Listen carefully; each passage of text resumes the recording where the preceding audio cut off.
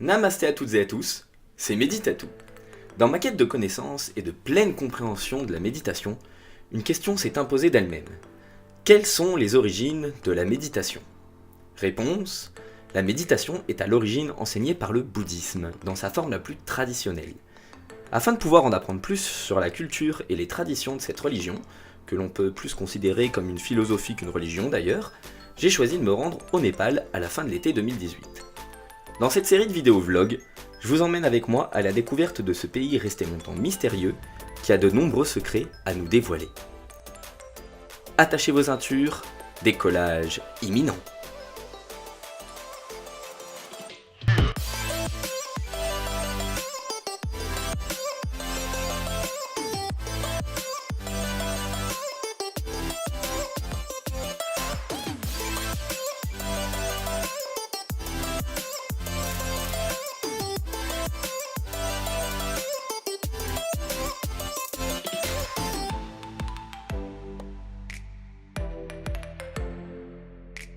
Avant tout, on va faire un petit topo sur le Népal. Le Népal, c'est un petit pays d'Asie de 30 millions d'habitants, enclavé entre la Chine et l'Inde. Sa frontière avec la Chine est naturellement formée par les chaînes de montagnes de l'Himalaya, ce qui rend le pays très intéressant pour les trekkers et les amoureux de la montagne. Question religion, l'hindouisme est la religion majoritairement pratiquée. Elle concerne 81% de la population, mais la religion est d'une grande diversité car elle réunirait près de 70 castes différentes qui vivent en harmonie les unes avec les autres. Les bouddhistes, eux, ne représentent que 9% de la population. Mais le Népal reste tout de même le berceau du bouddhisme, car c'est ici que le Bouddha Siddhartha Gautama serait né. Les bouddhistes et les hindous se rencontrent partout et vivent en bonne entente. Ils partagent de nombreux points communs, et certains temples sont même des lieux de culte pour les deux religions à la fois. La religion est omniprésente dans les rues ou dans les campagnes au Népal, et le pays est même réputé pour avoir plus de temples que de rues, et plus de fêtes que de jours dans l'année. On peut aussi citer l'islam qui est représenté à 4,4%, les Kiranti à 3,1%, et depuis peu des catholiques apparaissent au Népal et représenteraient 1,4% de la population. Maintenant, atterrissage à Katmandou. Alors, le trip commence bien, on arrive à Katmandou, et le bagage est resté à Dubaï. Je paye déjà. Come here my little bag. Yes, yes, yes. Thank you very much. C'était chaud. Donc là je suis dans le quartier touristique de Thamel à Katmandou et j'ai trouvé une super chambre. Alors je me suis laissé guider, ici les Népalais sont super sympas. Et donc on va aller faire un petit tour à Thamel pour voir à quoi ça ressemble. Bon, alors du coup, je sais pas si c'est dans tout Katmandou comme ça ou si c'est que dans ce quartier, mais on peut pas se balader plus de 10 mètres sans qu'il y ait quelqu'un qui nous interpelle pour nous proposer soit des ladies, soit de la drugs, soit des taxis aussi, qui sont très très proposés, ou des petits boui-boui comme ceci. Mais bon, je suis arrivé tard et c'est plus trop l'heure de se balader en ville apparemment. Le lendemain matin, j'ai pu découvrir la ferveur de Katmandou, et plus particulièrement celle de Thamel. Les rues semblent en piteux état pour le quartier touristique de la capitale, et cela traduit bien des difficultés financières du pays, suite à l'important séisme qui a frappé le pays en 2015. Mais cela a permis au pays de se reconstruire sur de nouvelles bases, et son activité y est florissante. Les habitants sont souriants, abordables, et d'ailleurs dans ce Thamel aux rues bordées de commerces aux jolies vitrines pour appâter les touristes curieux, préparez-vous à l'être abordé.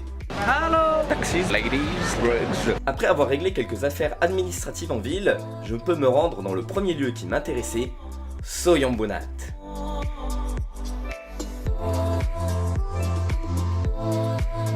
Soyambunat est aussi appelé le temple des singes. Je me demande bien pourquoi, tiens.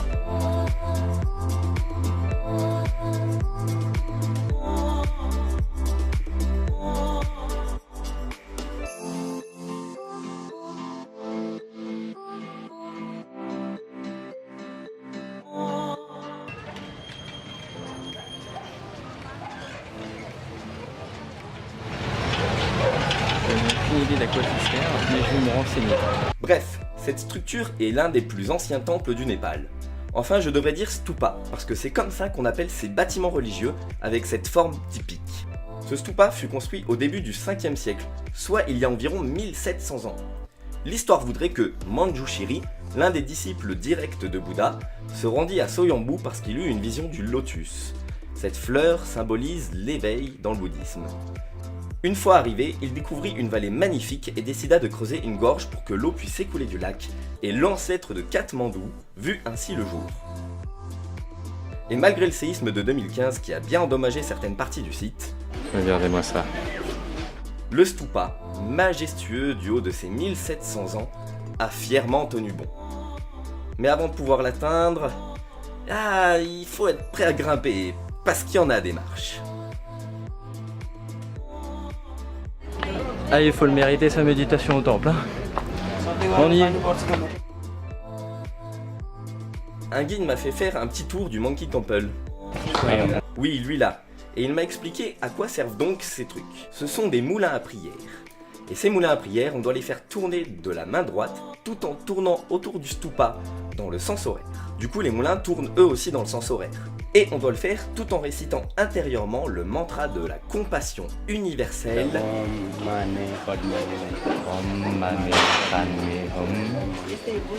Les moulins ont même des parchemins enroulés à l'intérieur sur lesquels ce mantra est écrit en boucle. Question de tradition. Et tous ces drapeaux emblématiques du Népal, qu'on voit dans toutes les rues, sur toutes les maisons et sur tous les temples, auraient des pouvoirs pacificateurs grâce au mantra inscrit dessus. Il est donc temps maintenant de mettre en pratique et de profiter de l'instant présent. Petite séance de méditation. Mais maintenant que la nuit est tombée, il faudrait songer à rentrer en ville. Une bonne occasion de tester la nourriture locale. Donc en plat typiquement népalais, on a pour commencer les momos. Et les momos, c'est ça.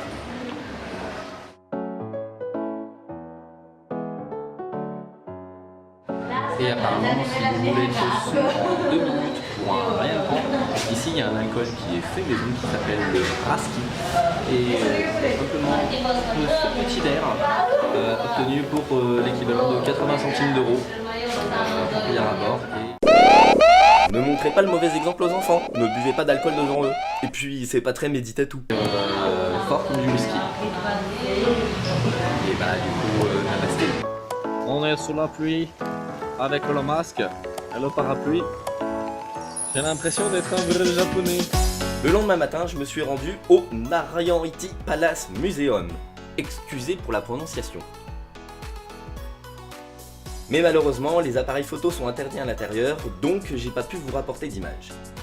Bon alors du coup, je ne savais pas du tout à quoi m'attendre, mais en fait, est-ce qu'on le voit, ce grand palais derrière, et ben en fait c'était le palais royal du Népal, qui a été démantelé, qui est devenu un musée à partir de 2008 parce que la République du Népal a vu le jour à ce moment-là. Et c'est l'occasion de vous dire 2 mots sur la situation politique du Népal. Le Népal a connu récemment une guerre civile qui a duré 10 ans, de 1996 à 2006, et qui a fait plus de 16 000 morts. Elle a vu s'opposer les forces royalistes et les révolutionnaires maoïstes. Et la fin des combats fut marquée par la création d'une république démocratique fédérale à la place d'une monarchie. Mais ça ne fait que 10 ans que cette république est née, et le système politique est aujourd'hui encore assez instable. Mais au moins ça a permis de nouvelles élections, et maintenant le Népal a déjà sa première femme présidente. Sachant qu'il y a 10 ans les femmes étaient encore privées de liberté et mariées de force, c'est un sacré progrès social. Et maintenant, direction Daniel Kanta. Pour s'y rendre, il faut emprunter un bus local. Et c'est assez dépaysant comme moyen de transport, croyez-moi.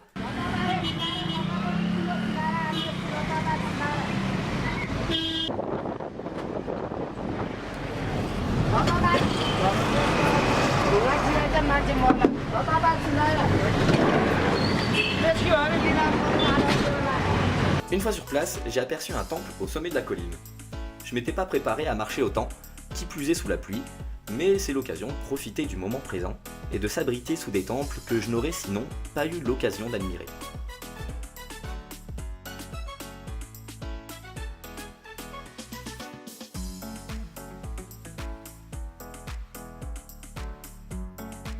Mais le chemin pour arriver à ce fameux temple était, disons, très compliqué à emprunter.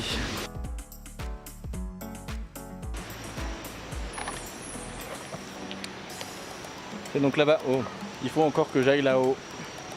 Je ne sais pas quel chemin prendre et je crois que je vais ranger la caméra parce que ça s'annonce compliqué. Je me suis engagé dans un truc de fou furieux.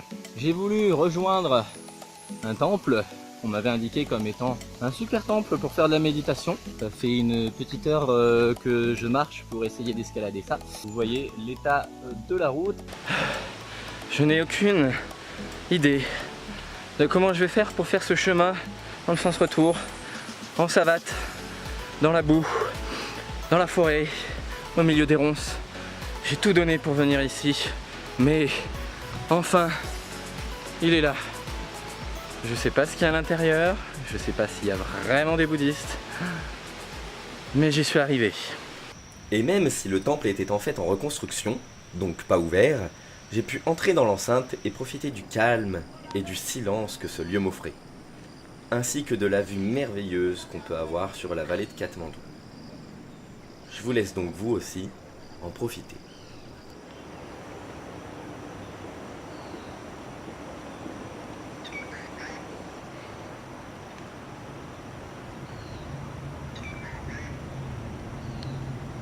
Et il y avait aussi un autre monastère un peu plus bas sur la route, mais lui aussi était fermé.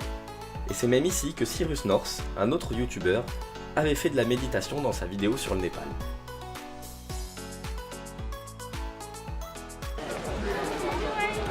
Je viens donc de tout là-haut. Et oui, c'était effectivement un peu loin et le chemin était périlleux.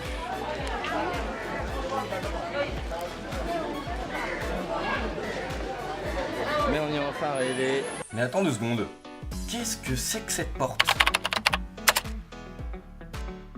Temple Bouddha-Nilkantha, situé à Bouddha-Nilkantha, blablabla, est un temple à ciel ouvert, hindou, dédié au seigneur Vishnu. Bah, j'ai fait tout ce chemin pour visiter le mauvais endroit. Tant pis, les voyages c'est aussi fait d'échecs et de galères, c'est ça qui les rend plus riches. Allez, maintenant retournons au cœur de Katmandou, en bus évidemment. Et nous allons nous rendre au Durbar Square. Le Durbar Square est aussi un lieu important à visiter à Katmandou. C'est ici que les palais royaux des dynasties Malla et Shah, qui ont régné sur Katmandou de 1484 à 1896, se trouvaient. Après 1896, le palais était celui de Narayan Iti, que je vous ai montré plus tôt. Durant des siècles, cette place était là pour mettre en valeur l'art du peuple New Wave, les premiers habitants de Katmandou. Et c'était aussi un lieu où se tenaient de nombreuses cérémonies, dont le couronnement des rois de ces fameuses dynasties. Cette place est donc chargée d'histoire, chacun de ces temples ayant été construit sur la décision de rois pour rendre des hommages ou en raison d'événements particuliers. Mais malheureusement, de nombreuses reconstructions ont eu lieu suite à des catastrophes naturelles, laissant derrière elles une histoire petit à petit érodée.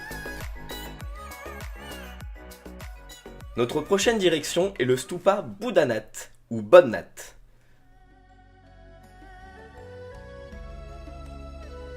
Peut-être que je vais réussir à trouver ce cher Mathieu Ricard. Et effectivement, il habiterait ici. Buddhanath est l'un des principaux sanctuaires bouddhistes de la région de Katmandou. Son stupa, vieux de 700 ans, est l'un des plus grands au monde. La base se compose de 3 terrasses, qui forment ensemble un mandala géant autour duquel on doit toujours tourner dans le sens horaire. Regardez-moi ça comme c'est magnifique. Tout le monde marche dans le même sens. On peut y voir 108 niches contenant chacune une statue de Bouddha. 108 est effectivement un nombre important dans le bouddhisme et l'hindouisme. Par exemple, les malas, des sortes de chapelets, sont formés de 108 graines, et Shiva aurait 108 bords.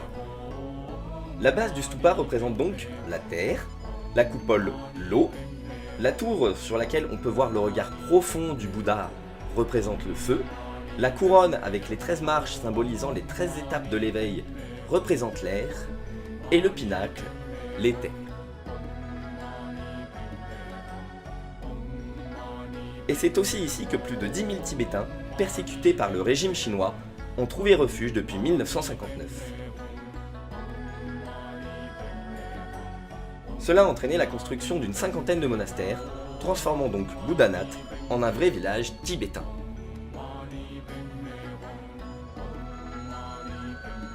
Et pour finir, le dernier lieu que j'ai à vous faire découvrir, c'est Pashupitanath. Pashupitanath est un édifice religieux hindouiste situé au bord du fleuve Bagmati. C'est un temple dédié à Pashupati, l'incarnation de Shiva, la divinité nationale du Népal.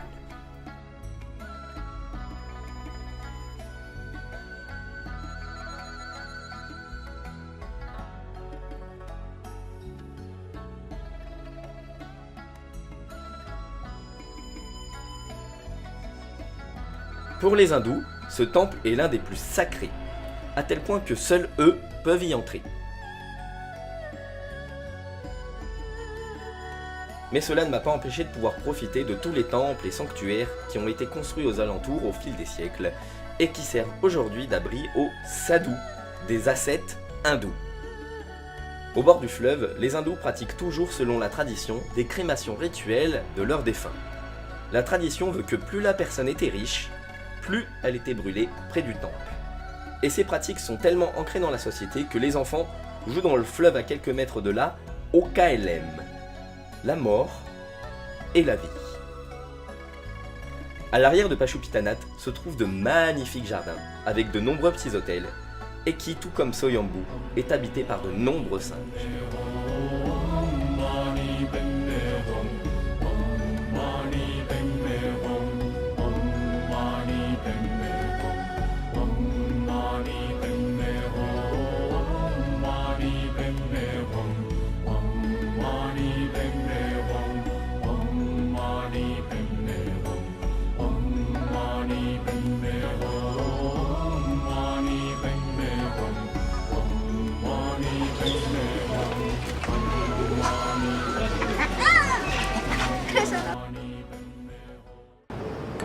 J'avais oublié que j'avais ce point sur le front.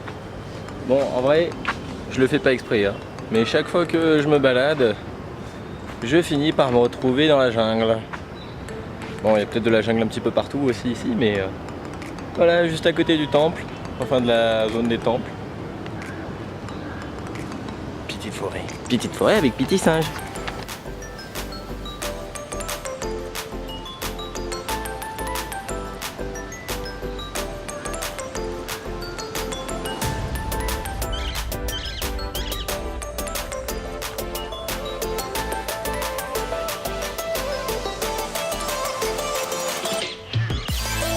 Cette vidéo prend donc fin ici, merci à toutes et à tous de l'avoir regardé jusqu'au bout. Si ce format vous a plu, n'hésitez pas à me le faire savoir aux commentaires ou à me faire des retours. De toute façon, j'ai encore tout le reste du pays à vous faire découvrir. Allez, on se retrouve la semaine prochaine pour une nouvelle vidéo. N'oubliez pas d'ici là de vous abonner à la chaîne.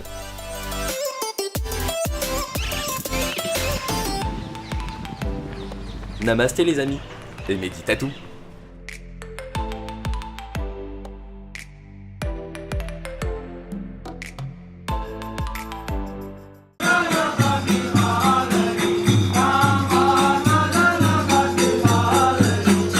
Hey,